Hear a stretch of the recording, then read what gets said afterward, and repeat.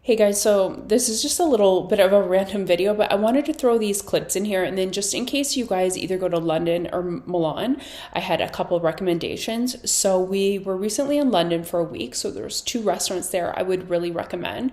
So the first one, it was an Indian restaurant called Dishoom. So if I have any clips, I'll put it in here and I'll leave everything down below.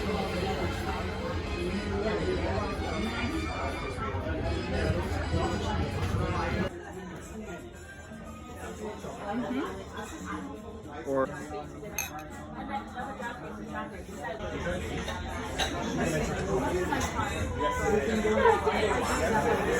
Oh, I also got my hair cut there, and I really like the guy that cut it. My old hairdresser in Toronto recommended him because I think he used to work there. So I'll leave his contact down below too. And then the second restaurant we went to is called Knack, Mayfair, I believe. And I had this amazing salad there, and I've been recreating it here at home. I think I've like finally perfected it as much as I can. The one in the restaurant tastes the best. But I'll put a video up here of what I ordered. it's like right. So here's the finished salad. So I just mixed some kale. I ripped it into small little pieces, and some red cabbage that was diced already. So I mixed that together. I had basically like a lemony vinaigrette dressing that I mixed that with. And then I put raisins, pine nuts, pumpkin seeds, and like sunflower seeds, Parmesan. There's some avocado in there, and just mixed it really well. And yeah, the raisins just add some sweetness because the kale is a little bit bitter. And then I put the paprika chip. And then I can put it on the screen, but you guys have to try making this at home. It's so good. So my fiance, he ordered a pasta. So we kind of shared everything. We got a pasta, the salad, some shrimp, and then everyone at the restaurant, we kind of wanted something sweet for dessert because I had already messed up on the 75 hard challenge the day before. So I'm like, okay, I can have a dessert. And they recommended this. I think it's like 3 soft chocolate chip cookies with ice cream. Oh my god, it was so good. I'm really glad we tried that. I'm not even really like a chocolate chip cookie type person, but it was really good. Something else I would recommend there if you've never done it, we did the Tower of London like the tour there. That was really good. I enjoyed that. And we went to an Arsenal game, which I liked because I've never been to I know you guys say football. I'm used to saying soccer game, but that was really fun. Even though I'm not a big soccer fan, I found it really fun to go. The other week we went to Milan on the train, and that was really nice traveling by train. It was really pretty. I enjoyed that rather than always taking a plane. It's so different here in Europe how quick you can get places on the train. I've been to Milan before. I really like it. It's a nice city. I will say though, I don't know. I haven't actually been anywhere else in Italy. I'm not overly impressed with the food there. I thought maybe the first time, like, oh, okay, maybe it was just the places we tried. Like everything was okay. But after this trip too, I'm like, nah, everything was okay. But I feel like in Toronto, actually, we have very good restaurants. So maybe I'm a bit spoiled. Like, I just feel like when people come back from Italy, they're raving about the pizza, the pasta, the gelato. I know there's a bunch of other things you can eat there too, but that's just what I hear people rave about. And everything was just like, okay, but nothing to write home about. So I don't really have any restaurants to recommend there, but I wanted to share just a few stores we went to. So Seletti, I really like that brand. I saw they have like cups and saucers and plates and whatnot.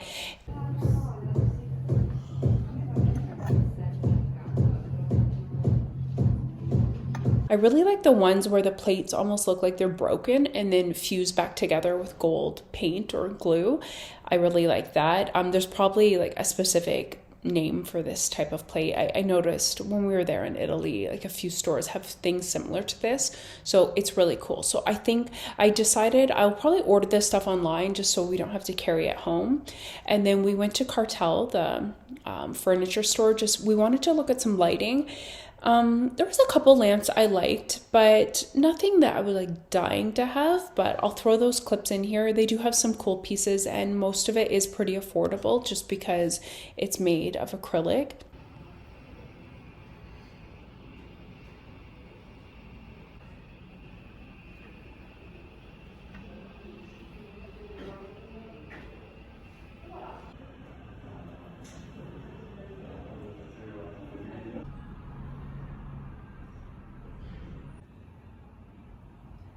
They're the ones that created the coast chair.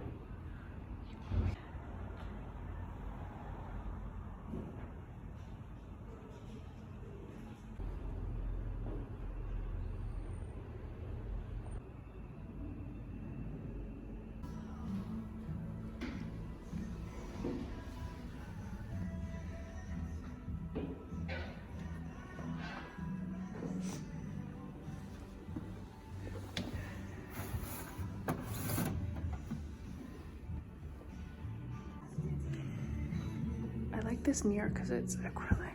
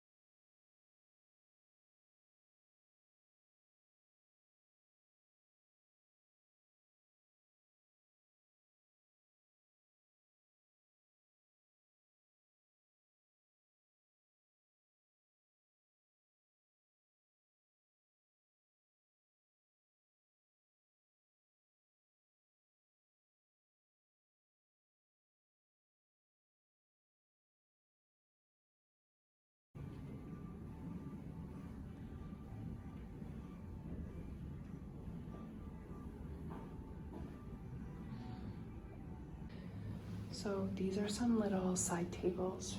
I think they're intended for the bathroom.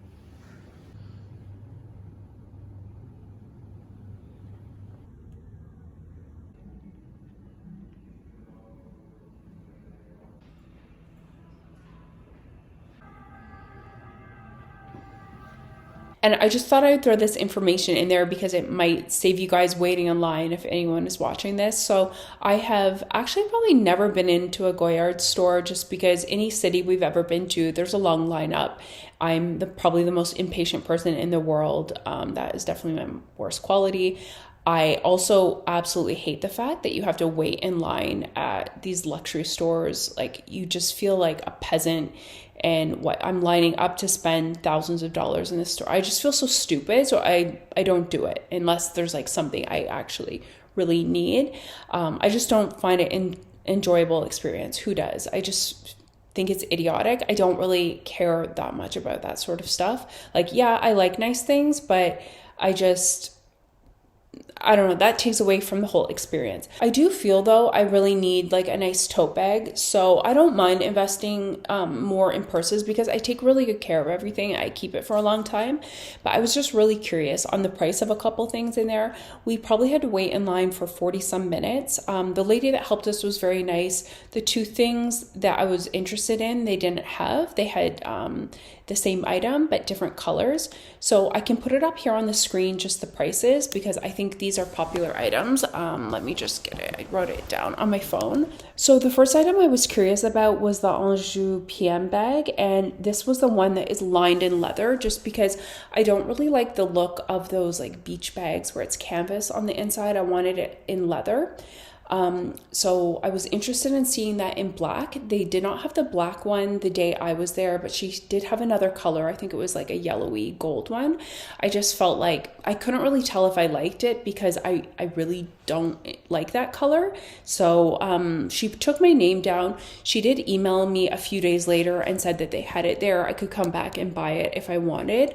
But we were already home at that point, and I asked, like, can you ship it? They're not allowed to do that. So, you know, I'm not going to take the train all the way back to Italy just to like maybe see a bag. So I just said, okay, like maybe if I'm there another time, you know, can I email? She said, no problem. And then they can set it aside. So that was nice. She was very nice. So who knows, I might do that So the price of that one, she said, was 2,200 euros. Okay. So then I asked, I'm like, oh, do you have the small version of that? Because I saw a couple girls with that. I thought it was very cute, but the small one was 1950 euros. So it's like almost the same price. And I'll be honest, I just really wasn't impressed with it. It did not really seem good quality. I know a lot of people love these bags, but yeah, just let me know your thoughts if you do own one of them, or are they worth it? I feel like a lot of people say they really love them. When I saw it up close for the first time, I'm just like, this is not worth that amount of money. And the fact we've been waiting in line and like it's super hot, I'm just like agitated. You know, there's like a Bottega Veneta bag that I really like, and I'm like, I would rather put the money towards something like that, or obviously just save your money. So yeah, I do think the smaller Goyard bags, though, in the bright colors like the blue, I really like that. I think if I had all the money in the world and didn't care about the price, sure, get it. But I just feel like, I don't know, it looks pretty cheap.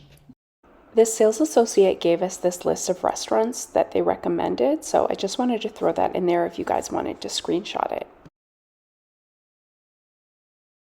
Anyway, I just want to share that quick video with you guys just in case that information helps anybody. So yeah, 2,200 euro for the big bag and 1950 euro for the small. Depending where you live, you might be able to get some of the tax back, obviously, too. I wanted to throw this other store in here. I've been here the first time I was in Milan, and we randomly found it when we were walking around again. So the title of the store is called DMAG, Designer Fashion Outlet. I'll put their Instagram there. That was on their window, and essentially when you go in, it's like a big Winners or Marshalls with all designer goods. They have Bottega Veneta. There's some sandals. They have a lot of big names, and I just find it's stuff from maybe last season. There's also Celine bathing suits, 112 euros. So it's one of those stores, there's so much inventory, you really have to dig. You have to be in the right mood to go through this stuff. Each time we've been there, we don't really have that much time, and I just wasn't in the mood. But if you are, I would say this is like chock full of amazing things. So definitely give it a chance. Go in, maybe go in the morning when you have lots of energy and it's not, at the end of the day when you're worn out from walking around. Yeah, there was a couple other purses I asked about at stores, but it just seemed like everywhere was sold out of everything I was interested in. I did go into Porta because then I was like, thinking about sandals. I did get a new pair of sandals. So I did not end up getting them there. I purchased them online because I found them for a really good deal, actually. So maybe in my next video, I can make a try on review. I don't really own many luxury pairs of shoes because my feet are wide. And I just don't find most shoes comfortable. So these ones so far seem pretty good. So I'll make a review of those next. Also too, I might make an updated video about Switzerland because my first two, I filmed like my first impressions living here the first couple weeks.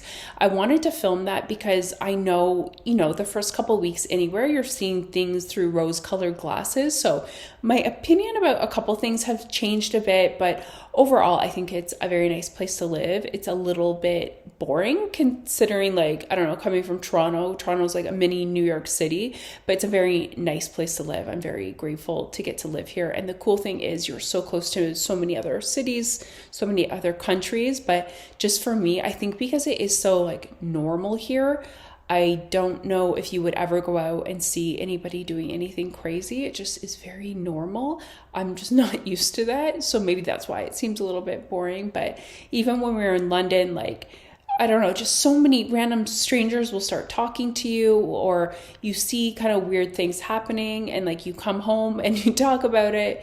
That I don't think will ever happen here. So that's just a big change to me. It's kind of funny though that I consider normal boring, but but it is very beautiful. And I'm excited to explore more of Switzerland eventually. We just have some other trips in the upcoming months to other places, which I'm excited about. We're going to go to Spain next month, which I've never been there before. So I'm really excited. I've always wanted to go. I promise I will try to get better at filming things when we go away. And I have some other clothing items to share with you because I'm kind of just trying to revamp my wardrobe for living in Europe, just because, like I said, it's like a much different lifestyle here, and I need certain things for holiday. I'm gonna get a custom mirror built for, I'm in the bedroom right now, and I just kind of want like a big mirror for the wall. That would be very easy to get done in Toronto. I have not been able to find someone here that does that, so I think my fiance knows somebody through work that knows somebody. So once we get that built, I'll be able to film better fashion things for you guys, but we're just being very picky what we bring in here. I'm at a point in my life, like I'm not buying anything unless I'm not like in love with it in terms of home things. I've never been able to do that before. I've always just kind of made do because I've lived in a small space and I knew I'm not going to live there forever. So we just want to get things that we enjoy for years to come. So just bear with me. If any of you guys have any recommendations for places to go in Barcelona, let us know. He has been there lots of times, or maybe not lots of times, a few times before, but I've never been. So if you have any restaurants or anything to do, any tours, shops, let us know.